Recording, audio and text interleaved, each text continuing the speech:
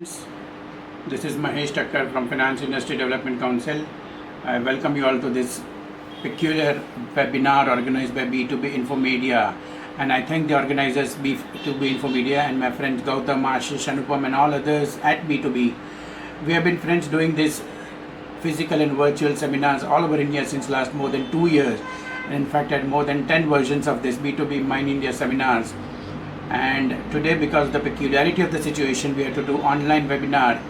Perhaps many of more people will benefit, participants will benefit out of this webinar because they can look at it from all over India, but personal interaction and dialogues with you all will be missing. We hope by the beginning of the next financial year we will come up from the old normal and we will be back to the normal seminars. Friends, as you know, I represent Finance Industry Development Council FIDC, which is the apex representative body of all assets and loan financing NBFCs in India. It has 17 directors and 300 members all over India, and it's regional and affiliated associations spread all across. Of course, our main function is to represent the positive issues before the authorities concerning asset and loan financing NBFCs, and we have a continuous dialogue with all regulators. We'll look at it a little later. Friends, what's going to be important discussion today is what has happened in post-corona. So before I go into that, let me just rush through two other aspects. What has been the role of NBFC sector and what happened post-ILFS and pre-corona. Okay, as you all know that NBFC sector has been in financial inclusion since last more than 8 decades. Its growth story, contribution and market share is very well known. In fact, we now contribute more than 20% of the gross domestic capital formation in India, whereas just few years back it was less than 5%. This shows the phenomenal growth and the positive aspects of NBFCs. We have been funding to automobile sector, infra, SMEs, traders, entrepreneurs, consumers and rural sector. The key features for our reasons for our success are the four factors: reliability, affordability, accessibility and flexibility. These are very well known. I did not emphasize on that. We have much lesser NPAs compared to banks. In fact, India's growth in last 1 decade has been led by NBFCs, and there has never been any default since 1997 in the real consumer retail finance NBFC. We're not talking of housing or infrastructure finance company here. And we are fully regulated as much as banks by the Reserve Bank of India. That's much for the NBFC sector. Let's see what happened post ILFS and pre-corona period. In fact, we have always been saying an ILFS is a peculiar infrastructure finance company and not a retail consumer NBFCs into asset and loan financing of the type which we all represent, like Bajaj Finance or the Sundaram Finance or the Magmas and Mahindra and Mahindra. It was lending for 15, 20, 30 years in the infrastructure projects, investing also in them. And what happened there was a real fraud, a private sector company run into public sector manner. Other company which defaulted was a housing finance company, again a different business model, different processes, different system, different asset class. In fact, there are 4 broad categories of NBFCs: asset and loan financing, which we are representing, infrastructure financing companies, housing companies and investment companies. All have different models, different systems, different classes, different perceptions, and no way comparable to each other. But what happens is, if any of the NBFCs defaults or is at fault, media perception changes and they overreact and they color all the NBFCs with one brush. Public perception also changes, and that creates the problem for NBFCs. Exactly that happened post ILFS to entire NBFC sector. We had a liquidity constraints which was created because of the fear psychology by the banks and other funding institutions like mutual funds. There were talked about things about NBFCs then, that there was no LMS, there was an ALM mismatch and NBFCs were grossly undercapitalized. No, there was no LMS mismatch. In fact, 2 or 3 companies which had got recovered within less than 3 months from then. And about capitalization, our average CRAR has been more than 20% on a continuous basis over last 2 decades, whereas what has been prescribed by RBI is just 15%. Okay, let's come to the more interesting discussion about which we want to know post-corona. What happened, how it happened, what we did and what is in store for us. Friends, this came out of the blue for all of us, totally unexpected. Everyone was unprepared for this. It's now staying larger than many of us thought earlier. It created a lot of chaos first and uncertainty now. There was a lockdown which went on for more than 3 months, 4 months, and we had the constraints in office travel, outside work, meeting clients, and remaining contactless was necessary. Work from home became a new normal. For NBFC, impact on the availability of funds and cost of funds and recovery and collections was quite large in the first 3 or 4 months, in fact Q1 of the current financial year. Suddenly banks became risk averse to the NBFC sector for no good reasons, and bank funding to NBFCs was curtailed. Even the limits which were sanctioned earlier were never disbursed. The situation is now improving in Q3, which has just begun, and we hope that the situation will be much more normal in the times to come. Even the mutual fund industry, which was funding NBFCs, had its own liquidity problems, and our bonds, NCDs and CP subscription also got curtailed. What we did at FIDC, representations to RBI, Ministry of Finance, Niti Aayog, SEBI, etc., and online meeting with RBI Governor, Finance Minister, Niti Aayog, bankers, financial institutions, SIAM and various other authorities and constituents. In fact, we made more than 20 such representations and series of meetings with these authorities, and rather than discussing the problems which we discussed, liquidity, funding, moratorium and restructuring. Now all these problems which we discussed at a very interesting discussion and exciting results. If I want to discuss this, the whole day will go in this. Within 15 minutes of span, I cannot come out to explain you what has been discussed. What I advise you, all these detailed representations, summary of meetings, regulatory notifications, NBFC sector data, newsletters, blogs, press and media reporting and interactions can all be seen on the FIDC website and social media handles, Twitters, LinkedIn and Facebook, www.fidcindia.org. What positive steps were taken by Government of India, Ministry of Finance and Reserve Bank of India? Friends, what came in for NBFCs also created opportunity in crisis. While liquidity position tightened, it had an impact on NBFCs lending, which further had a multiplier effect on funding important sectors like MSMEs, transport, consumer goods and real estate. This resulted in both the Government of India and RBI swiftly swinging into action with a series of measures. A never seen before kind of importance and recognition NBFCs got. I'll explain you in detail. We got moratorium, which was the buzzword in the beginning of the crisis. We got an NPS classification relaxation. Again, I said these are all the detailed discussion which can be done during the day by the other panelists. Funding was liberalized for NBFC sector through the institutions and the banks. We were part of TLTRO 1 and 2 also. One-time restructuring which was announced was also allowed for the NBFCs to its customers. There were 3 schemes which were announced on Atmanirbhar schemes on 20th May. There was an additional funding of NBFCs under ECLGS, Emergency Credit Line Guarantee Scheme, 100% credit guarantee coverage by NCGTC and Guaranteed Emergency Credit Line, that is GECL facility to eligible MSME borrowers including interested Mudra borrowers. There were 2 new factors. There was a Government of India guarantees. Monies lent by bank to NBFCs were guaranteed by Government of India. Never seen earlier. Great. And there was a special demarcation of funds within the funds allocated for the small NBFCs and medium NBFCs. Again, this classification is never heard before, and this has been our demand earlier, and it's been met partially by the Government of India and Reserve Bank of India. These are all very positive steps, and this eased this liquidity situation of NBFCs to a great extent. There was a KV Kamath committee for one-time restructuring. There were 2 more announcements. Ex gratia payment by Government of India, where interest on interest will be reimbursed by Government of India, and NBFC is also part of it. In fact, today is the last day for crediting that amount. And there was a co-lending scheme which was there prevalent but not getting popularized. It got relaxed and enlarged to a great extent by the Reserve Bank of India. And in fact, the deposit taking NBFCs were also part of it now.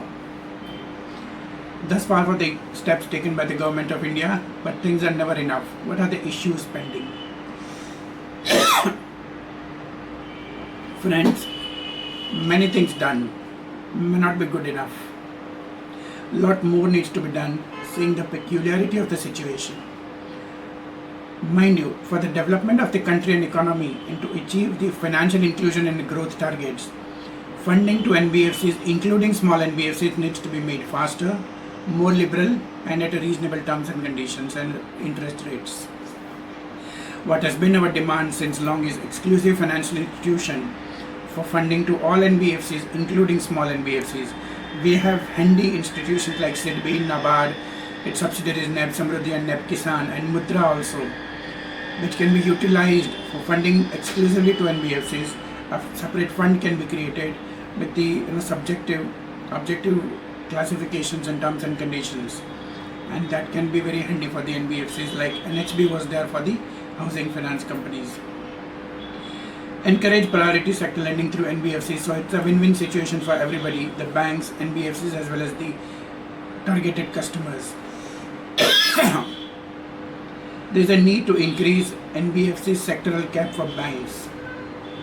What happens is, whenever we go to banks, they say they have reached the limit of internal limits prescribed by their board to the NBFC sector. What is required is to carve out public sector NBFCs for this purpose separately, so that the private sector, medium and small NBFCs get the funds deservingly from the banks. There were new circulars which were affecting NBFCs adversely. We requested Reserve Bank of India to exempt all NBFCs from the restrictions on opening of current account with the banks. What was prescribed is that if you have a limit with any particular bank, you can't have the current accounts opened in other banks. What happens typically is an NBFC takes a limit from say public sector bank at the branch, which is the corporate office or registered office, but its business operations are spread all over country with hundreds and thousands of branches and lakhs of customers. We need to service them. For that purpose, we require to open a bank account in that particular district or the area or city or town. The particular bank may not have the branch there, or the services may not be good enough. We require this restriction to be exempt for NBFC, so that we can service those customers very well, and the purpose for which the customers have taken loan, they are serviced, because every transaction has to be moved through bank only. There was an on-tap TLTRO announced, it has reached to the core sector, and somehow NBFCs are not part of it. We requested Reserve Bank of India and government, so the applicable, to apply on-tap TLTRO to NBFCs as well. There was a proposal 6 months back on decriminalization of check bouncing. In fact, criminal cases under Section 138 of Negotiable Instruments Act have become very popular, and it has worked as a deterrent and as typical security for all the lenders. And we have requested the government of India, along with our all institutions also, trade associations also supported us, that decriminalization of check bouncing should continue. In fact, it should be further, see that it's liberalized and the results are faster in this case. There are two more things which I would like to say. LCR guidelines to be at par with the banks, and access to GST data, about which I'll talk in the next line. What's the future business scenario? There are two sides of an NBFC transaction. One is the supply side, other is the demand side. On supply side, funding is the key constraint. We have discussed about funding. The risk averseness of the funding institutions, including bank, has to come down, and NBFCs should get the funding very easily, and that will go to the customers and increase the demand. On demand side, from the figures given by the government, demand has improved, and the festival season, which is coming soon, Q3 will bring a good demand. In fact, it has already reached 70-80% of the targets. Once the demand picks up and NBFCs are pumped with the funds, we will never keep the money with ourselves and pump it in the market, give it to the MSMEs, traders, consumers, and all the sectors, including rural sector. NPA situation has improved. In fact, most of the NBFCs are reported for Q2 that our collections have reached 90 to 95%. In Q3, which is coming, we are likely to reach almost less than 3 or 4% NPAs. Friends, gold loan NBFCs in the whole entire financial sectors are doing very well. In fact, they have shown 15 to 20% growth. In fact, gold loan NBFCs came in very handy for the needy people who required immediate money in the crisis time of lockdown for the health purposes or the food purposes, and gold loans were available within few hours, and we see the growth in gold loan NBFCs to do much better. We have to see that newer opportunities are explored and exploited for the NBFCs, and what is essential is partnering with MSME sector. I'll explain this partnering and collaboration factor a little more in detail. Collaboration is the buzzword among BFSI sector with technology people, with MSME people and other constituents. Within BFSI sector, NBFCs have to see that they collaborate with the banks, financial institutions and mutual funds, and all funders come together and work out on the old maxim principle of wholesale and retail relationship. In a peculiar financial transaction, there are five aspects: sourcing, appraising, funding, servicing and recovery. In fact, each one has to put out its strength and see that we combine this strength and each one does the role, so that the financial inclusion, which is the target, reaching the last mile customers, can become easy. Collaborating with technology, fintech and IT companies is very essential, and more so in the peculiar times of today. Friends, earlier we used to think of a business first and then technology. This will have to change. Now technology first and then see how we can apply it to our business. Apps with distance context for appraisal, disbursement, processes and collections will see the light of the day and grow more and more. Again, as I said, through digitization and combining each other's strength, NBFCs and fintech companies and IT companies can do very well. All the five aspects of business transaction, as I said earlier, sourcing, appraisal, funding, servicing and recovery, can be done in newer ways. How? Friends, NBFC business has been a pretty personal contact oriented. Credit appraisal, collections all depend on meeting and speaking with the customers and working to assess their true business. This has to change. More digital tools to assess customer must be adopted. Plus, discussion with customer can be easily moved to video calls now rather than personal visits as far as practicable. Second is eKYC.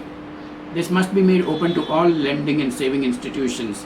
There can be a master register of KYC, that's the current central KYC registry, or CKYC can be suitably strengthened to allow access to KYC documents for all. So a customer only needs to do a KYC once only, and every lender, the mutual fund, insurance company can use that data. This will reduce the need for physical document collection, self-attestation, etc. Third is availability of GST data can be leveraged heavily for MSME lending. No need to collect and analyze the financial statements in the same elaborate detailed manner now. All that is needed is GST data and a bank statement analysis to ascertain strength of an MSME. And lastly, digital collections. eNACH, EMS, UPI, etc. will become very prevalent and acceptable. Need to collect cash in person will also come down. What I said is newer systems of working will be competitive collaboration or collaborating with competitors. Future for NBFCs and the requirements for the NBFC per se or internal, they have to improve their governance standards, system and compliance. There are no shortcuts for the financial prudence. A lot more awareness campaign has to be created, and the people and the public and the media and the authorities have to be made aware of the role and the contribution of NBFC in the capital formation, employment generation, financial inclusion, etc. There is one tool among the financial which has been left out of which is very popular all over the world, is leasing. That needs to be popularized, and the bottlenecks which are there for popularizing and operationalizing leasing, like depreciation, GST and TDS, can be removed. In fact, we are preparing a white paper and giving it to the government of India very soon, how to popularize leasing. Because many of the foreign financial institutions will come in India, they will prefer leasing rather than owning any of the assets. Regular dialogue with all the stakeholders and regulators, which we are doing in any case. It has to be more proactive. What's been lacking for the NBFC sector is the data collection and analysis. FIDC has started with CRIF over the last 2 years, and data collection, analysis and dissemination on the asset side of balance sheet.